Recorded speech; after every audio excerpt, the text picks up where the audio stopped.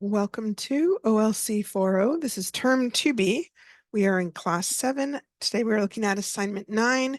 We're also going to be looking at the reading logs and looking at adverbs.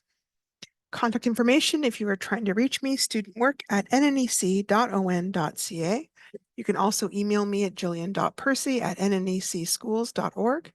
I am on Facebook and YouTube, capital G, capital P, ERCY, space, capital W, AHSA. If you're looking for previous classes, I have different playlists on YouTube. This class has been taught 4 times this year, so every assignment has been covered more than once. So if you get ahead of where we are right now, you can always go ahead and look at some of those assignments there. When you send your work in, please put on your full name, the course name, assignment number, and label which one is the rough draft and which one is the good copy. If you want to talk to me while I'm in the studio, 1-800-465-7144. If you want to talk to me while I'm in the office, 1-800-667-3703, extension 2211. Oh, Google, why does Google do this? For those out in Radio Land, Google has decided to log me out for its own unique reasons that only Google can know. Oh, goodness. I've only been on it all day long. You would think that it would know who I am by now. Sorry. I feel like I should have elevator music I can play during that time period. My apologies. Okay, today's objectives. We are going to understand and identify adverbs in a sentence, use adverbs to add details to sentences, complete assignment number 9, review paragraph structure, review the writing process of brainstorming and creating a rough draft, practicing self-reflection of your literacy abilities, creating a reading log, and if we have time, we'll do assignment 10, but I don't think we do have time today. I don't think it'll happen until tomorrow. Okay, adverbs. Adverbs are words that describe a verb, another adverb, or an adjective. A lot of times in school, we often only hear about adverbs describing a verb. It isn't kind of until you're a little bit older they kind of add these. And not everybody has been taught grammar in school because for a while it was considered unimportant. But I think it's a really useful skill. I don't get to follow everything exactly, but it can be really helpful when you're trying to figure out how to make things better. The boy is running quickly. Quickly is describing the verb running. The boy is running very quickly. Very is describing how quickly, right? So it's describing the adverb this time. The boy is surprisingly fast. This time it's describing the adjective fast. Okay, what counts as an adverb? An adverb can be one word like soon, now, easily, perhaps, always, tomorrow, or extremely. Or it can be an adverbial phrase, next week, more successfully, for fun, before the holidays. Or it can be an adverbial clause. Remember that a clause must have a subject and a verb. When I arrive, after she gets there, before she forgets, as soon as she can. There are even being called conjunctive adverbs, but they're a bit complicated, so we're going to leave them alone for right now. Just like in adjectives, there are different categories of adverbs. We have adverbs of manner, adverbs of place, adverbs of time, adverbs of frequency, adverbs of purpose, adverbs of degree, adverbs of condition. There are also some unusual adverb categories such as conjunctive adverbs and focusing adverbs, which we're not going to talk about. They're a little more complex. Now, we're going to look at these categories so that we're better at recognizing adverbs when reading, and we have a larger bank of adverbs in our memory for when we're writing. Adverbs of manner. Adverbs tell us how something is done.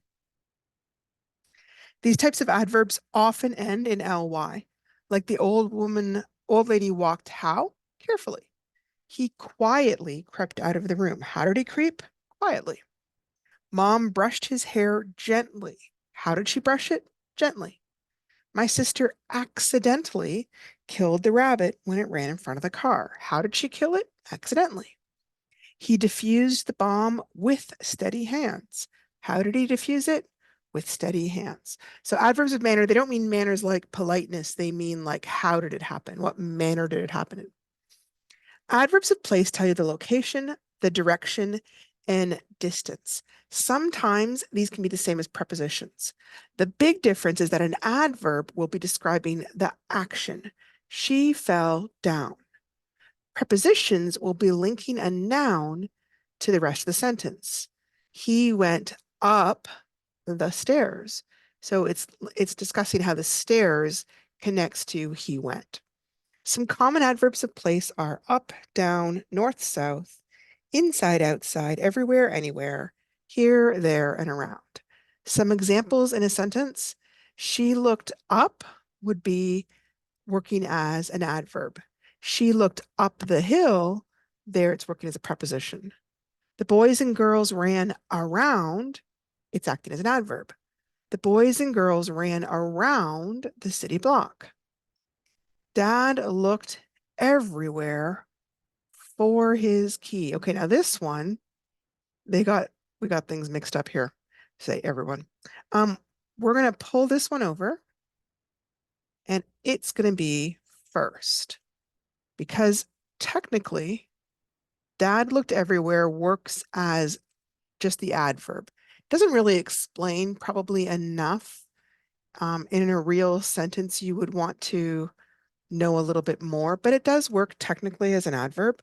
So we'll leave it there. I think they just got mixed up, and then somebody got confused. Believe me. All right, here we go. Hang on a sec. Almost there. Dad looked everywhere for his key. So everywhere here is linking for his key to the rest of the sentence. The golf ball went far. This point, far, is acting as an adverb.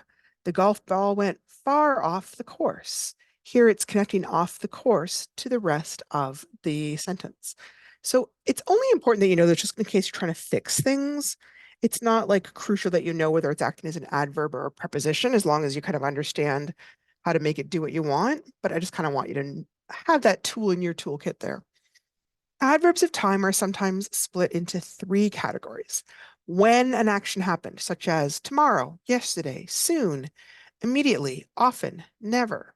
Frequency of the action, or how often something occurs, hourly, daily, monthly, yearly, annually. The duration of the action, or how long it occurs for, briefly, permanently, temporarily, already, shortly, any longer. So for example, when I write my exam tomorrow, tomorrow is answering the question when. We get paid bi-monthly. How often do we get paid? Bi-monthly. The pain from the shot will last briefly. How long will the pain last? Just briefly. Sometimes several adverbs of time might be used in one sentence. For example, she left work temporarily yesterday afternoon. The plane usually arrives daily. Now, sometimes with this can be confusing if you have several of them at once. So sometimes what the writer will do is they'll split them up. So for this one, instead of having them all together, they might have written yesterday afternoon, comma, she left work temporarily.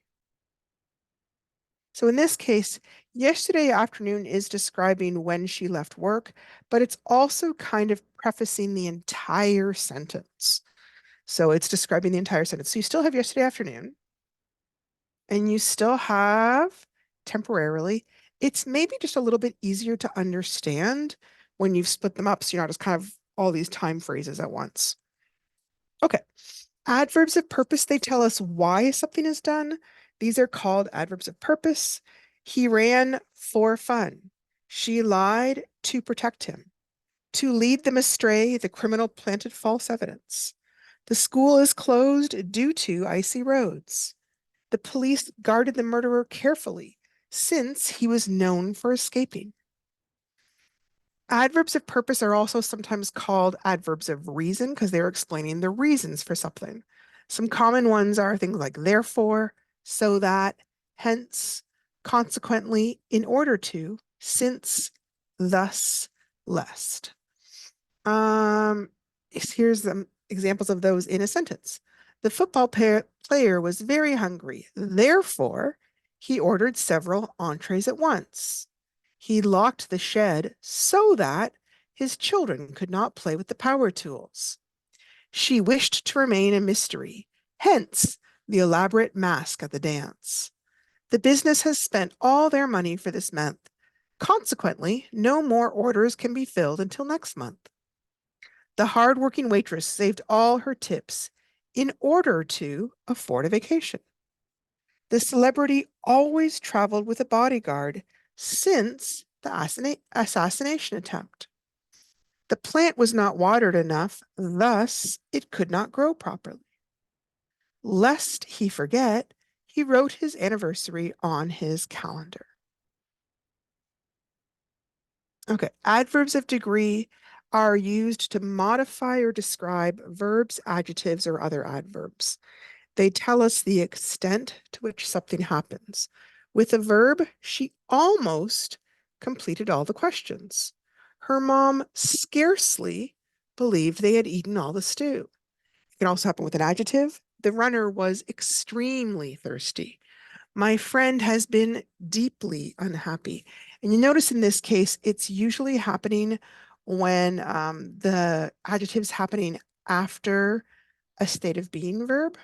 It would be, no, it's not impossible. You could say the extremely thirsty runner fell down or something. It could happen there. It's just kind of more common to me in this location. The student driver parked very carefully. Very is describing the adverb carefully. Somewhat haphazardly, the boy began to pack his things.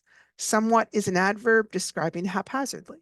Some other examples are almost, absolutely, barely, completely, deeply, enough, entirely, extremely, fairly, hardly, how, incredibly, just, least, lots, most, nearly, perfectly, purely, really, scarcely, simply, so, somewhat, strongly, thoroughly, to, totally, and utterly. Adverbs of condition. These may also tell us under what conditions something is done. We will have a picnic unless it rains. He will probably be hungry by 9 o'clock. Perhaps they can celebrate tonight. We will go tomorrow, provided we get time off. In case of fire, pull the alarm. We need to pay the bill by Friday. Otherwise, there will be a late fee. Where do adverbs go in a sentence? Adverbs have multiple places they can go. For one-word adverbs, it can be common to put it before the verb it is describing. She carefully ate the messy sandwich. He sincerely hoped that his ex was happy. So carefully is describing ate, sincerely is describing hoped. It can come right after the verb, though. It depends a little bit. Sometimes one sounds more correct, sometimes the other one does. She screamed loudly when she saw the ghost. The snow fell gently to the ground. They can also come at the front of a sentence to introduce the entire clause. Tomorrow, we go to Disneyland. Next week, exams will start. After a while, the baby fell asleep. We often use it in the front when we either want to use it to make a nice transition in a paragraph or when we really want to emphasize the flow of time, if it's a time adverb, which in this case they often are. It can also come at the end of a sentence as long as it isn't going to be too far from the verb they're modifying. It depends a little bit on the sentence. Sometimes a longer sentence, it might be so far away, you're kind of like, oh, I'm not really sure anymore what this is describing. We go to Disneyland tomorrow. Exams will start for science next week. The baby fell asleep after a while. Okay. Oops. Sentences can have multiple adverbs. In fact, it's pretty common for them to. The tree fell quickly to the ground due to the wind. So you've got an adverb of manner, an adverb of location, and an adverb of reason. The boy sometimes ate slowly from boredom. Sometimes is answering when, how did he eat slowly, and for what reason from boredom. At midnight, the owl soared gracefully around. At midnight is telling you the time, gracefully is telling you how, around is telling you where. John and Susan swam vigorously and dived athletically, but not gracefully.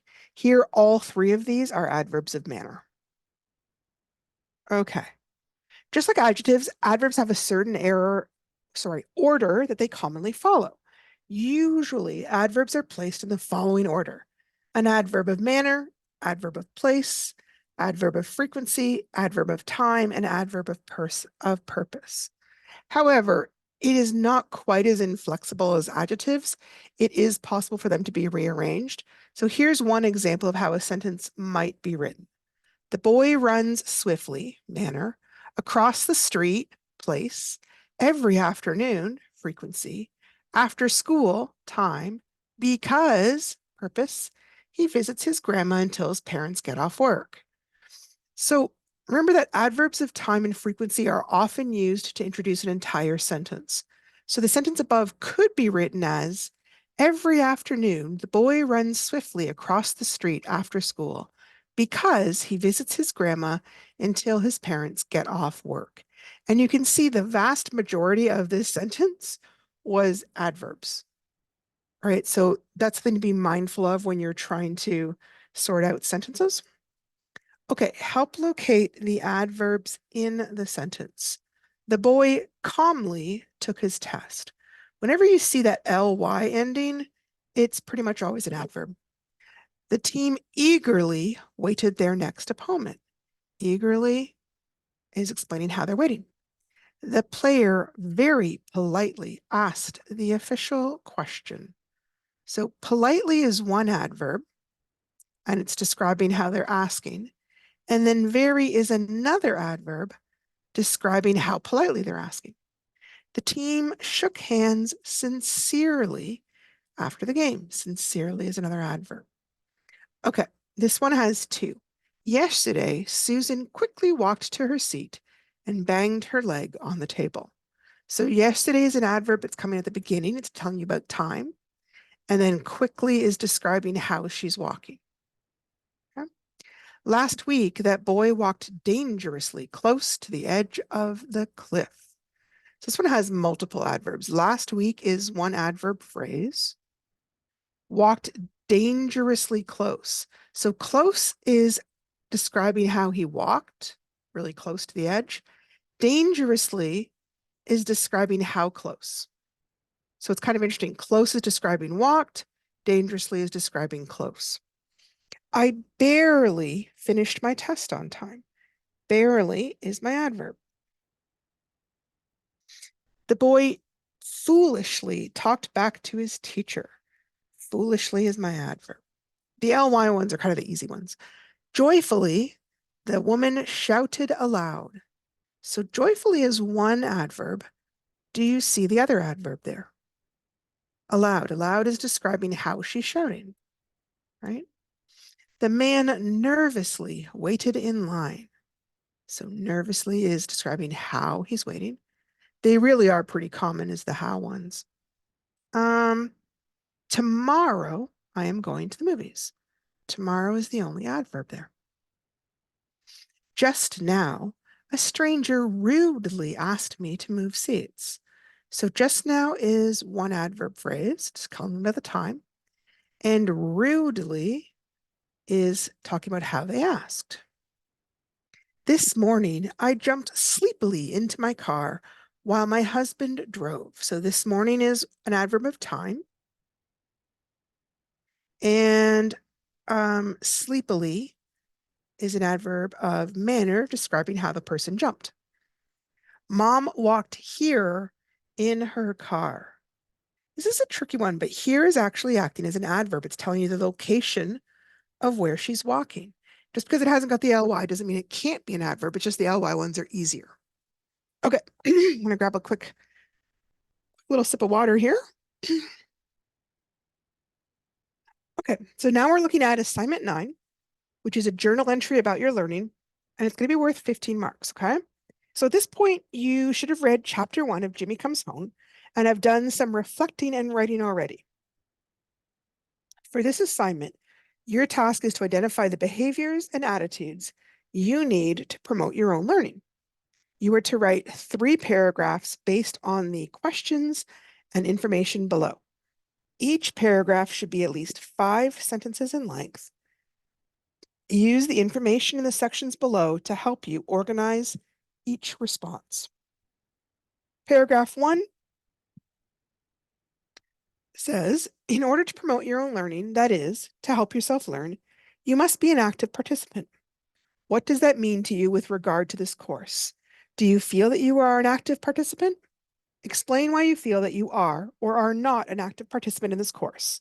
Include any difficulties you may be experiencing and also any ways you feel your teacher may be able to help you participate more actively.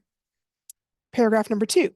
On a scale of 1 to 10, how confident are you in your ability to improve your literacy skills? Reading, writing, speaking. Comment on any barriers you feel you may come across on the way to improvement, and be sure to talk about how your teacher can help you feel confident in your ability to improve.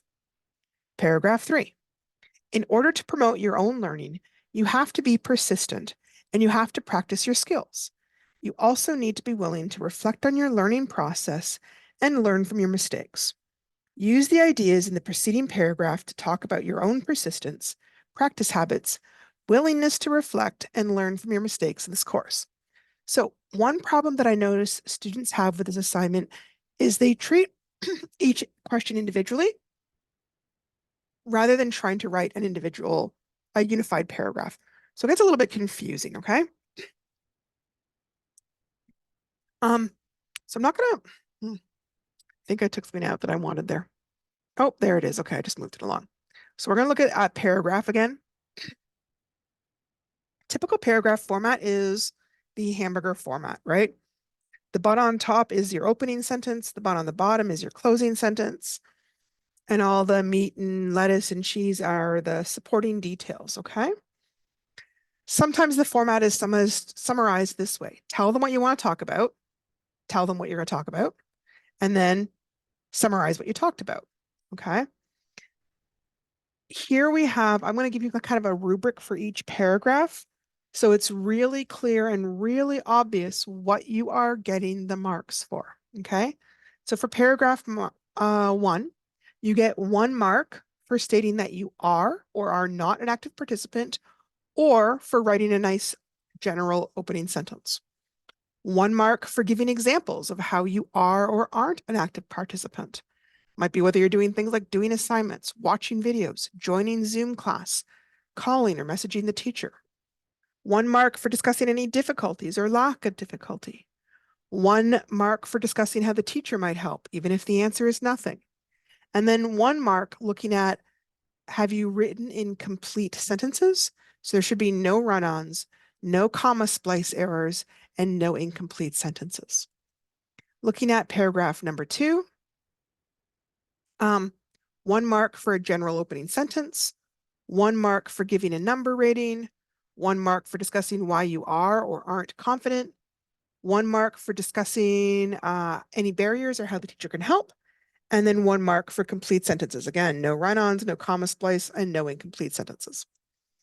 Number 3, 1 mark for discussing your persistence or determination or a general opening sentence, 1 mark for a sentence discussing your practice habits, 1 mark for a sentence discussing your willingness to reflect and learn, 1 mark for a sentence on any topic on your learning, and 1 mark for complete sentences, no run-ons, comma splice, or incomplete sentences. Okay, so I'm kind of looking to try and stamp those out. So how do we apply this information to paragraph format?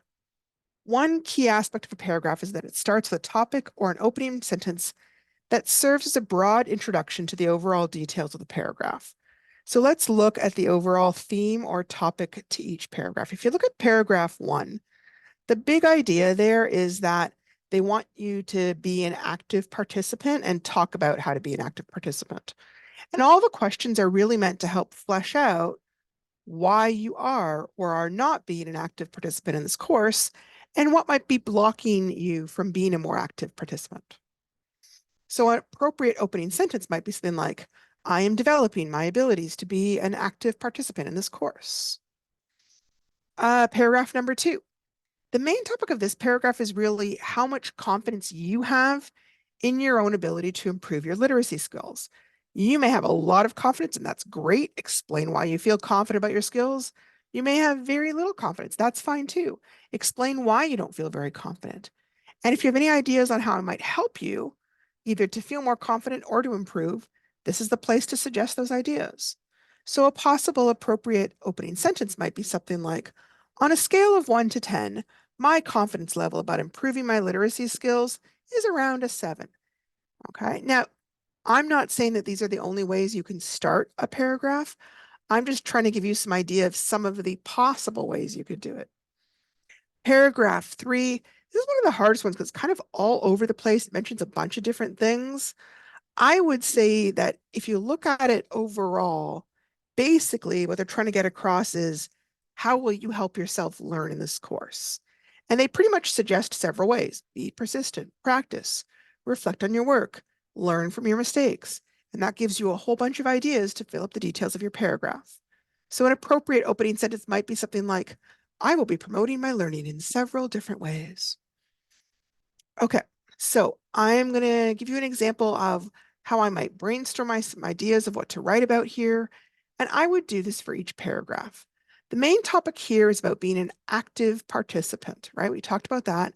My brainstorming. Active participant, listen to classes, attend Zoom classes. If possible, ask questions by email or phone, do the assignments. Me, am I doing these things? Well, yeah, I'm listening to some classes and doing the assignments, but no, I'm not really attending Zoom classes and I'm not really asking questions. What kind of help could I use? Maybe time management, like help me with scheduling. And sometimes I don't always understand the assignments. So then all these kind of ideas I'm going to put together into a sentence. I think being an active participant is an important part of any course. For long distance learning, it means listening to the video classes, asking questions by email or phone, and doing the assignments. Right now, I am only occasionally listening to classes. I have felt shy about asking questions.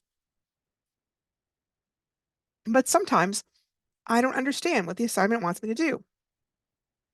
I should probably try emailing you my questions. Then you could help me understand what to do. I should listen to the classes more as well. Overall, I need to become a more active participant. Okay, I'm aware that I've written more than 5 sentences because I'm trying to kind of give you some ideas. Here we're talking about paragraph number 2, where they're talking about your confidence in your ability to improve your literacy skills. So number 2 is my brainstorming. Confidence is so-so. Problems might be sentences, spelling, paragraph. I think I'm okay with reading. My words are fine. My vocabulary is fine. Sometimes I have trouble explaining what I'm reading. Teacher, what kind of encouragement to give? I don't know. Specific ways to improve. Maybe make it really clear. I'm not really sure. So here's what I ended up writing. I feel somewhat confident in my ability to improve my literacy skills. So I'm probably around a 5 out of 10. I think my reading skills are pretty strong. I understand what I read pretty easily, but sometimes I have a hard time putting what I think into words. Writing is a lot harder. I am not always sure about how to know where a sentence stops. I find spelling hard, and I don't really understand paragraphs at all. The teacher could help by making it really clear what I need to do to improve. If she gives me specific examples, that would be the easiest way for me to understand. Okay, now I'm looking at paragraph 3. This is the kind of open-ended one about how will you help yourself learn? Persistence, do a little bit each day, hand it in even if I don't think the assignment's great. Practice, pick one skill to practice. Notice what mistakes I made in an assignment. Try and target those types of mistakes in the next assignment. So here's a possible paragraph on that. I will help myself to learn in many different ways. I will try to do a little bit of work each day. I will start watching the classes on YouTube. I will hand in my work even if I don't think it's great.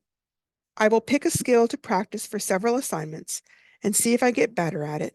In the next assignment, I will read the teacher comments to see what I need to improve on. Okay, so your overall journal might have been looking something like this. Assignment number 9, journal and learning. Paragraph 1, leave a space. Paragraph 2, leave a space. Paragraph 3. This should probably take up a whole page, right? That's a lot of writing. After you have your paragraphs written, You're going to want to look them over and revise them a little bit, which we'll talk about more. But just to get started, read it out loud to yourself. That is often one of the easiest ways to find mistakes. Sometimes when we're writing, we write very quick and we skip a few words. And then when you read it, you're like, oh, wait, I forgot to. A lot of times it's those little words that don't have a lot of meaning, but they're kind of necessary for it to be grammatical. So that's one easy way to start revising your writing. Number two, think about, did you stay on topic in each paragraph? Did you wander off and start talking about something else, like how much you hated school? That doesn't really help your paragraph writing unless you're tying it into why this is hard. Did you remember to write at least 5 sentences for each paragraph? If you're not sure, count the periods. Did you start repeating your sentences or words? Can I find a different way to say it, or can I find something different to say? Occasionally, I have people who do the thing where they write the same thing over and over again and kind of hope I don't know what it is. But at high school level, we don't really do that, okay? Did I write incomplete sentences? Remember that every sentence should have a subject, which is a noun or a pronoun, and then a verb telling what's going on. Did you write run-on sentences? Big hint, if your whole paragraph and it's got like 10 lines is one sentence with only one period, it is definitely a run-on sentence, okay? So try to make those sentences shorter. Did you give specific details or are you really vague?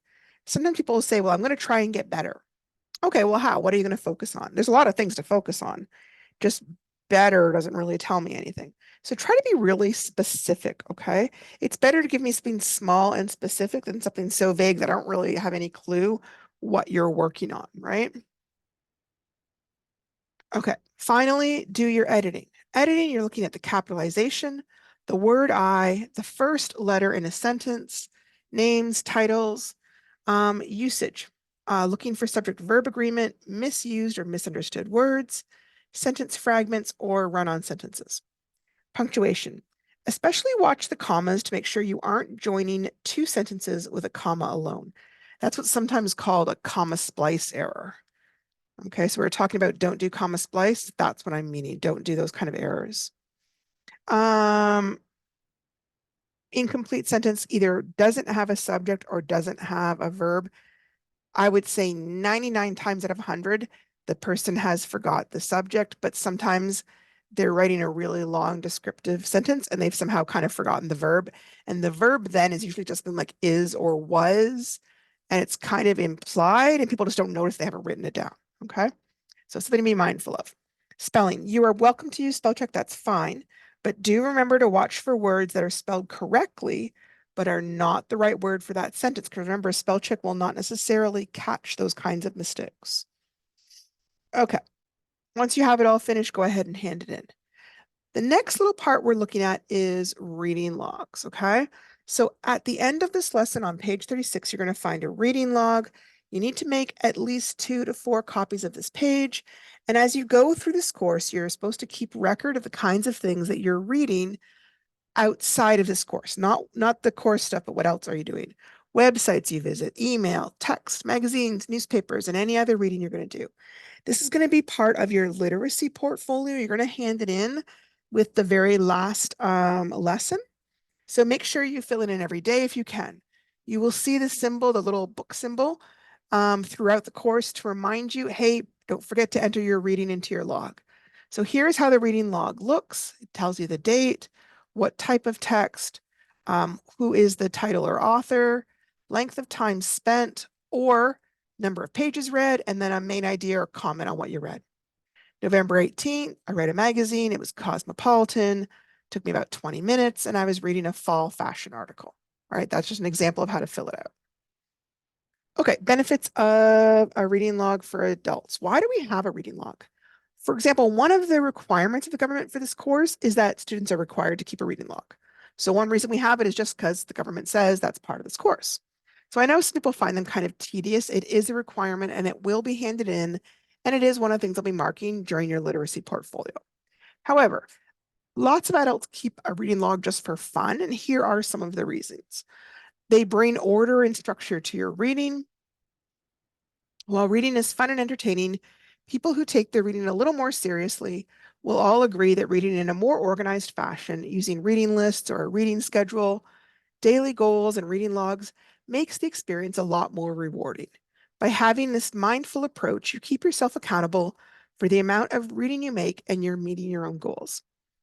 It can also motivate you to read more. Like if you have a goal of, I'm going to read a book a week or I'm going to read a book a month, it can kind of help keep you accountable to say, well, I read 10 pages today. I read 5 pages today. It can be a great motivator if you're struggling with the amount of reading you're due and you're wishing you could read more. Sometimes when you have that little goal, you suddenly notice times where you could be reading, but you haven't been. Like, when you're waiting at the doctor's office and you're a little bit bored, or you're waiting for a ride to pick you up. And after a while, you begin to kind of like, I don't know, carry a little book around with you or a newspaper, something you can kind of pull it out. Sometimes having tangible proof of the exact amount of reading you do can be a wake-up call for some and could help you realize how much more you could be doing. A reading log can look however you want to look. We've got ours set up, but if you're doing one for yourself, you have complete freedom in regards to how you want your reading log to look, how it's structured, what kind of information it consists of. There are all sorts of predefined reading log templates, or you can make your own, and it can even just be on a piece of paper. Sometimes there's some dedicated reading apps or a spreadsheet on your laptop or PC. This can be really helpful if you're someone who reads a lot or who reads like one author who's written a lot and you're not sure if you've read everything. So, for example, I used to work at a bookstore and I would be always picking up Agatha Christie's, but she's written so many books. Sometimes I would get a book and be like, oh, I don't remember if I read this one or not, but I don't want to let it go on the floor because I don't want to lose it. Sometimes I buy a book that I had already read. There's no point for it. If I kept better track, then I wouldn't have had to do that. Having a list of books you've already read can be useful as well when it comes to a complete list of books you've already read or tried reading and never finished. Especially if you use a digital reading log, it can make it extremely easy to search for book titles, group them in certain ways to see how many books you read from each author, and thus make sure that you don't buy the same book twice. The other thing to do is if you're in a bookstore and you're thinking, I'm not sure who to read, you can kind of say, okay, well, I've already read some of this person's stuff and I liked it. Let's find some more. Or you can walk up to a staff member and go, hey, I really like the books written by Agatha Christie. Who else writes like her? Can you help me find somebody? And so then that little book log can kind of help you find more to read. Okay. So here's an example of real world book logs that some people keep here. This person, their goal is they want to try and read 24 books in 2018. And they drew a little picture of the cover of each book that they read, which is kind of cute. Here, this one I've seen a few times. It's where people would just write like the name of the book along the spine here. The other thing some people will do is they might write a chapter. So if they're reading like a really big book, like a Game of Thrones kind of style or the Bible or something, they'll write down each chapter they've read and it kind of helps keep them motivated to keep on reading. Here's an item you can actually buy where you fill it in and you have a little book review. And here's someone's kind of got a more casual one in their bullet journal. So just some ideas in case you are, like some people are really fond of reading and just in case you want to keep it up. Here is a sample reading log. Try and do one every week if you can, or at least like 4 or 5 entries every week. Here's an example where I just kind of looked for what have I read this week? And it didn't have to be, in fact, if you notice, none of this is novels. Okay, so on the first day of the week, probably let's call it Monday, I looked at a recipe for easy meatloaf. Took me 10 minutes to read, and the main idea was how to make a quick meatloaf. Number 15th, I looked at a movie review. I looked at Matt Size's review of Oppenheimer. Took me 20 minutes to read. Big idea was he seemed a bit put off by the use of close-ups. November 16th, I tried to pick up a novel. I read 2 chapters in The Lincoln Lawyer and about 15 pages. Just introducing the characters and stuff, not sure if I like it. I don't, in fact, like The Lincoln Lawyer, not the book anyways. Sorry, I said I didn't read a novel. There is a little bit here.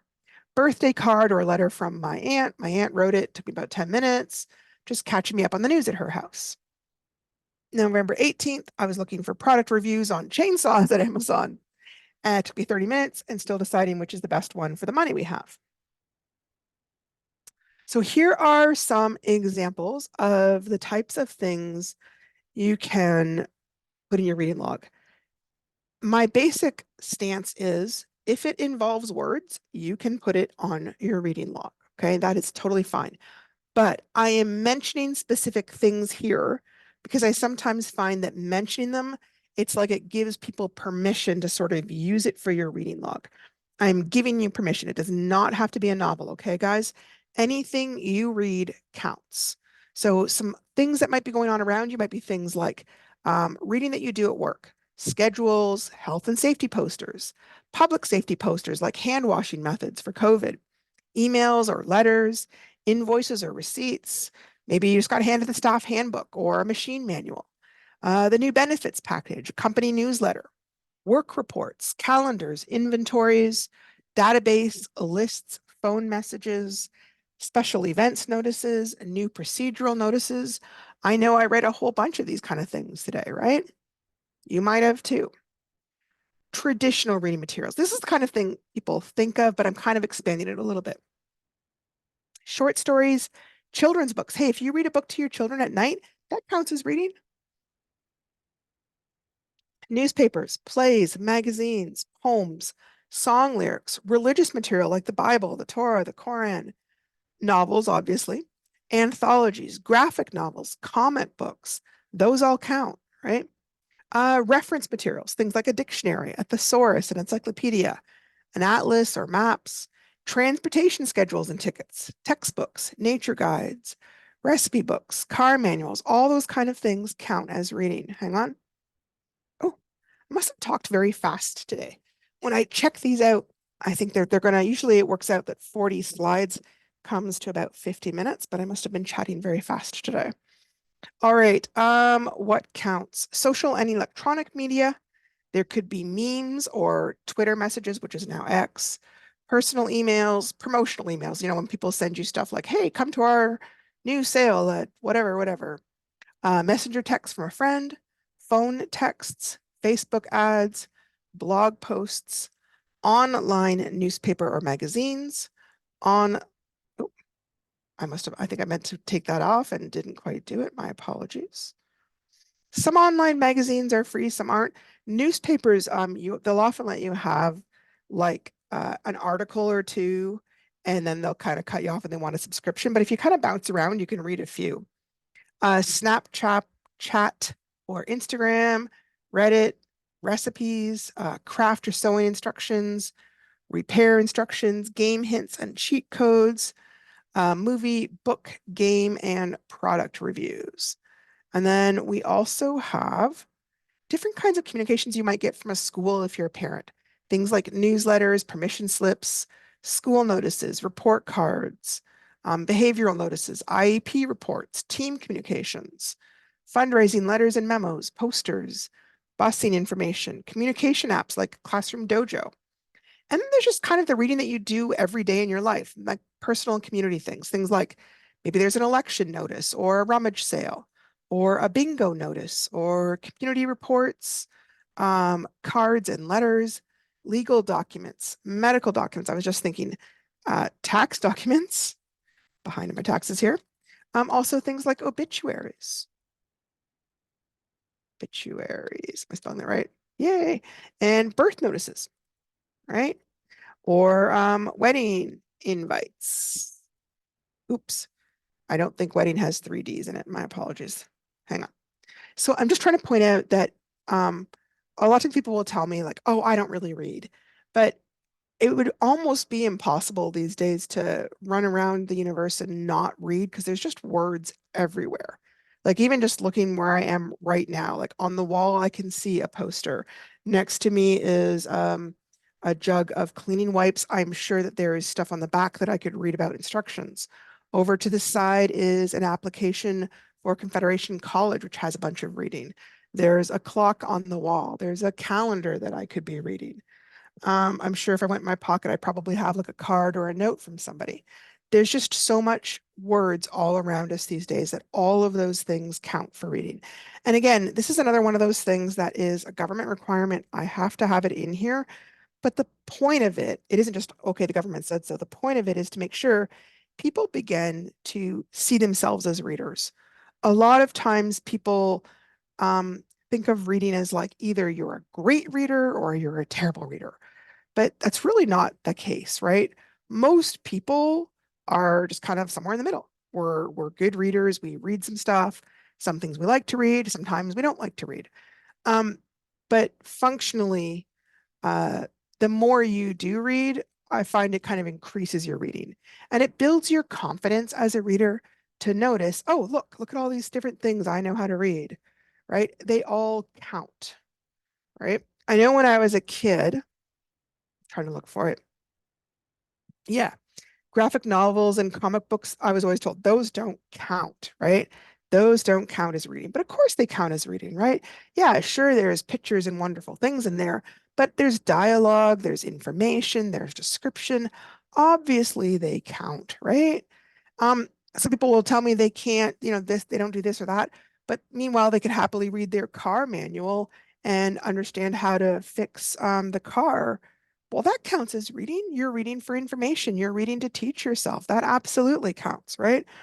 Maybe when you hear your favorite song, you go and look up online what the song lyrics are to make sure that you're hearing them correctly. That counts. Absolutely, that counts, right? So all these kind of things count and they matter and they're part of what make you a reader because everybody reads different things, right? Um, tomorrow's Thursday, I believe. Tomorrow we will tackle assignment 10, which is a pretty quick one. And then we will look at assignment 11, which is about news articles. If you get a chance tonight, just kind of flip through a newspaper or go to one online and just kind of get a quick sense of what a newspaper article is like if you haven't read one for a while, because we're going to be talking about it tomorrow. And there's a lot of structure to news articles that people don't realize. So tomorrow we will discuss that structure in depth. Thank you so much for joining us, and I hope to talk to you soon. If you're having any struggles, please, by all means, reach out to me. I love talking to students. So call me on the phone or send me an email, send me a Facebook message. I promise I will get back to you as quickly as I can. I am an early to bed kind of person, though. So if you message me at midnight, I will probably not see it, I got to say. All right. I will talk to you guys tomorrow. Take care.